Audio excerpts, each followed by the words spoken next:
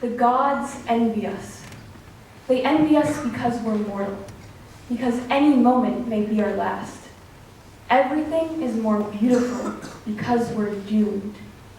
You will never be more beautiful than you are now, and we will never be here again.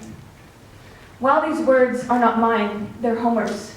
They hold an incredible truth that we as a collective community experiencing existence can relate to.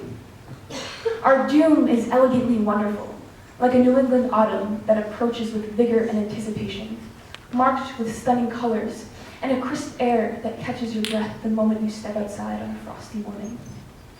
And then winter comes in and slaps these splendid colors away, but the doom makes the colors that much more significant. Now, I have a slight confession to make, a secret of sorts that I think many keep tucked away deep in their breast pocket, close to their heart to notify its significance. My secret is that I have no idea what I'm doing, and I'm completely okay with that. I'm doomed and I'm delighted. For I would like to be an acquaintance with fate, but fate and I don't quite see eye to eye. For I'm not willing to be a slave to a predetermined agenda, determining my movements, actions, and decisions. And in my 18 years, I think I've learned some things. But with trends of life expectancy, I have about 60 more years to learn and grow.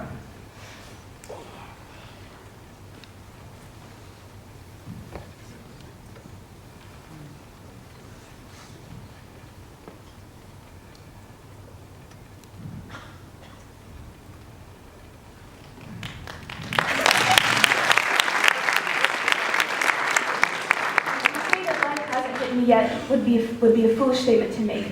For life shook my hand when I walked out of the room, and life and I have been great acquaintances ever since. I have another acquaintance who is simple, unlike life. He's an old school friend, and we used to go to, he's from a small town in America, the same one that I grew up in. We were on a train a few weeks ago, and we were both talking about the future, seeing that we're both in an era of a new life with high school drawing to a close. I was speaking about my plans for the summer. I was going to get a job in order to pay for college, which was fast approaching.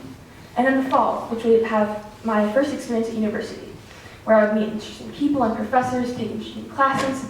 He, on the other hand, had an idea as to what he would do. He stated confidently, well, I don't really know what I'm going to do, but it's going to work out, because that's just how life works. It always works out. My friend who always sat and marveled at me now sat contented as I marveled at him. His seemingly foolish statement held a painful truth that I neglected to realize. Of course, life is going to work out because we're doomed to it. We are all slaves to life. Life is the tax we pay to death, who swoops us into its delicate interlaced fingers when it is no longer attracted to the debt we pay to it. My friend's simple mind painted a beautiful picture. Our mortality has a timer. While I had been furiously planning the future, he had been living now.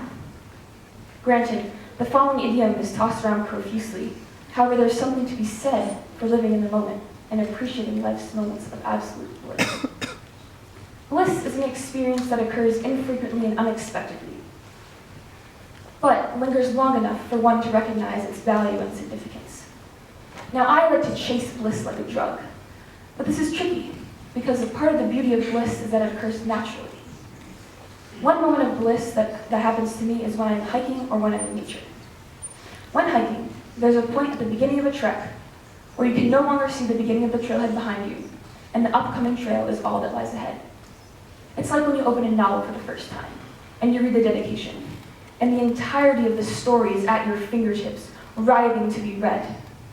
It's a beautiful state of in-between, and a peaceful spot of serenity. The next moment of bliss that occurs when I'm hiking is when I reach the summit of the mountain. When I reach the summit, albeit individually or in a group, the summit is always the quietest. Infinitude takes my breath and voice away. The moment is that of accomplishment and awe at the beauty of the natural world. Infinity exists at the peak of the mountain, and to be an acquaintance with infinity for however long one desires to perch at the peak of the mountain holds an incredibly gratifying feeling. The power of infinitude is something that can't be replicated, and this is also the power of bliss. The now is prettier than the then and the next, and the trail up the mountain is vanquished, and the trail down the mountain is approaching.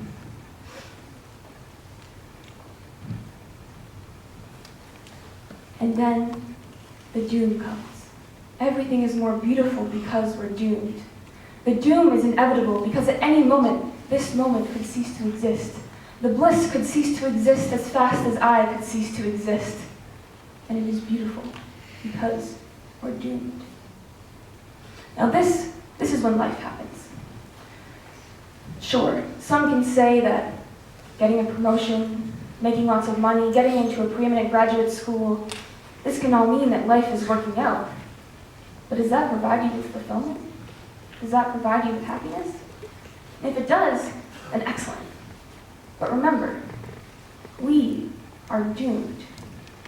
So why not relish in the beauty of being a ticking time bomb? For life will not wait for you at the door to tie your shoes. Life will untie them to see you trip and fall into the graceful hands of death. So why not live in the doom? And why not live in the beauty?